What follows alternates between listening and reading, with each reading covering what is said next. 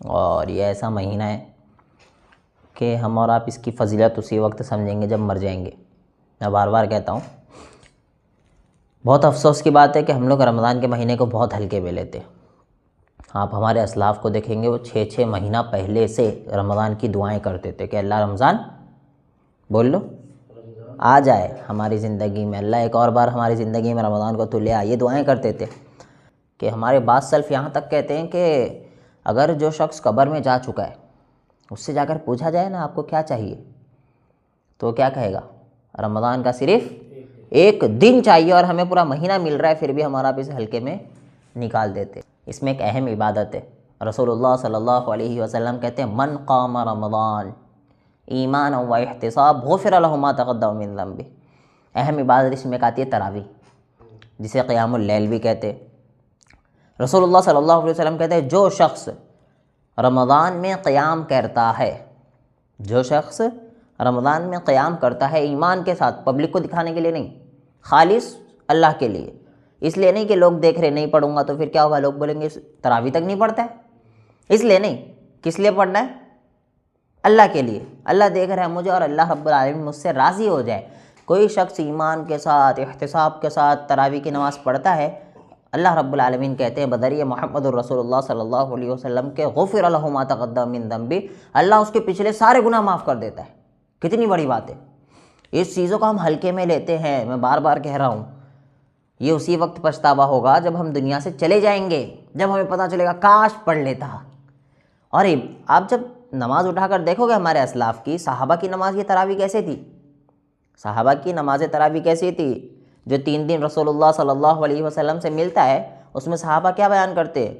ہمیں ڈر لگ رہا تھا کہ کہیں سحری کا وقت نہ ختم ہو جائے، اس وقت تک کے نماز پڑھ ہی رہتے، نصف اللیل آدھی راتوں تک نماز پڑھا کرتے تھے۔ ہماری تو کچھ بھی نہیں ہے، اس کے باوجود بھی ہم سوچتے کیا ہے، آدھا گھنٹہ کھڑے رہنا پڑے گا، پون گھنٹہ کھڑے رہنا پڑے گا۔ یاد رکھو اللہ رب العالمین کی بارگاہ میں جتنا سکون اور اطمینان کے ساتھ کھڑے رہو گے یہ اللہ کو بہت زیادہ پسند ہے۔ کچھ بھی ہو جائے نماز مت چھوڑو۔ اور ایک اور سب سے بڑی دلیل لے کر جاؤ، رسول اللہ صلی اللہ علیہ وسلم کہتے ہیں من قام مع الامام، کیا؟ من قام مع الامام، جو شخص امام کے ساتھ قیام کرتا ہے یہاں تک کہ امام پوری طریقے سے فارغ ہو جائے، رسول اللہ صلی اللہ علیہ وسلم کہتے ہیں کہ اس کے لیے پوری رات قیام کا ثواب لکھ دیا جاتا ہے۔ سبحان اللہ! کیا مطلب؟ ہم تو پوری رات جاگ نہیں سکتے، موبائل چلانے تو جاگ سکتے، نماز تو پڑھ نہیں سکتے۔ اب رمضان میں تو شیطان کیا ہے؟ بند ہے، پھر بھی تو نہیں جاگ رہے۔ جب شیطان بند ہے بھائی تو پھر کیوں نہیں جاگ رہے ہم؟ پتہ ہے کیوں؟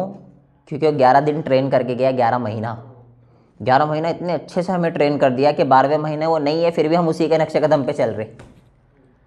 سمجھے بات؟ تو رسول اللہ صلی اللہ علیہ وسلم نے کیا کہا ہے؟ اگر صرف امام کے ساتھ قیام کرتے ہو یہاں تک کہ امام فارغ ہو جائے تو پھر آپ کو پوری رات عبادت کا ثواب لکھ دیا جاتا ہے۔ تو تراویح کی اتنی بڑی فضیلت ہے۔ ہمیں صرف نماز کیا پڑھنا ہے؟ 45 منٹ، میکزیمم 1 گھنٹہ، 1 گھنٹہ عبادت کرنا ہے، اللہ رب العالمین پوری رات عبادت کرنے کا ثواب لکھ رہا ہے۔ کتنی بڑی فضیلت ہے بتاؤ مجھے۔ اور اللہ کو سب سے زیادہ عبادت وہی تو پسند ہے رات کی۔ جب بندہ نیند میں ہوتا ہے اس کے باوجود اٹھ کے اللہ کی عبادت کر رہا ہے، ہم تو نہیں اٹھ پا رہے، تو کم سے کم تراویح تو پڑھ لے۔ تو سنت ہے سنت ہے سنت ہے کر کے لوگوں نے اسے اتنا ہلکا بنا دیا، اتنا ہلکا بنا دیا کہ تراویح چھوڑ رہے۔ سنت ہی تو ہے، چھوڑ دو۔ مجھے بتاؤ سحری کرنا فرض ہے؟ کیا ہے؟ سنت ہے۔ چھوڑتے ہو سحری؟ کیوں بھائی؟ وہ بھی تو سنت ہے۔ ساری سنتیں ہمیں نماز میں کیوں نظر آ رہی ہے؟ افطار کرنا فرض ہے؟ سنت ہے۔ تو کیوں افطار ہمیشہ پہلے سے آگے بڑھ جاتا؟ بھائی افطاری کرنا ہی ہے کر کے، کیوں؟ وہ بھی تو سنت ہے، وہ بھی کوئی فرض نہیں ہے آپ کے اوپر۔